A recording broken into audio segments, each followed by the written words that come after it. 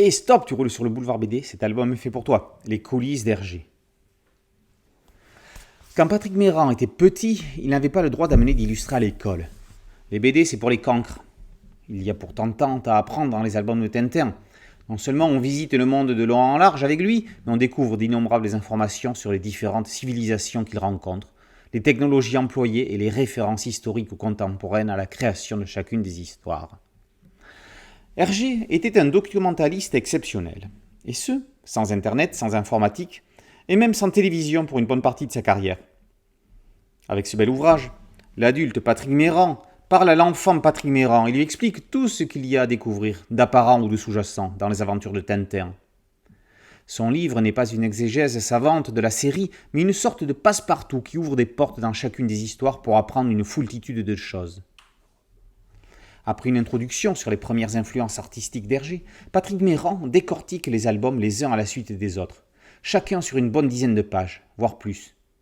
Les noms des momies dans les cigares du pharaon sont des clins d'œil dissimulés. Les pattes du dragon du lotus bleu ne comportent que 4 doigts. Ce n'est donc pas l'emblème de l'empereur dont le dragon a 5 doigts sur les pattes. Le fameux fauteuil club de Tintin était un mobilier art déco créé en 1925. Dans Coq en stock, le tableau d'Alfred Sisley, le canal sur le loin dans le hall du château de Moulinsart, doit être une copie car l'original est au musée d'Orsay, à moins que ce ne soit l'inverse. Mérand relève même quelques erreurs. Par exemple, dans Tintin au Congo, Milou croit voir un boa, alors qu'il n'y en a pas en Afrique.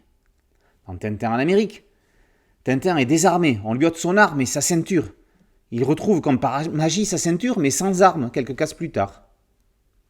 Stanislas, le dessinateur de la biographie dessinée d'Hergé, signe une couverture où il montre le maître ouvrant un rideau vers les secrets de son travail.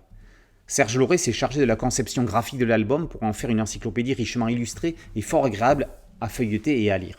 À propos de la couverture, justement, cette réédition bénéficie d'une jaquette où l'on voit plusieurs personnages, le rideau ouvert, alors que si on l'enlève, Hergé ouvre le rideau où il y a juste le titre sans autres personnages. Patrick Mérand est diplômé de Sciences Po Paris. Tintinophile avéré, il n'en est pas à son coup d'essai.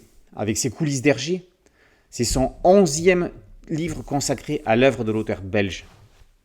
La série, dans l'œuvre d'Hergé, compte 8 volumes, les costumes, la mode et les uniformes, les moyens de transport et de communication, les langues étrangères, les arts et les sciences, la géographie et l'histoire, la faune et la flore, l'architecture, habitation, monuments, ainsi que les armes, les guerres et la violence.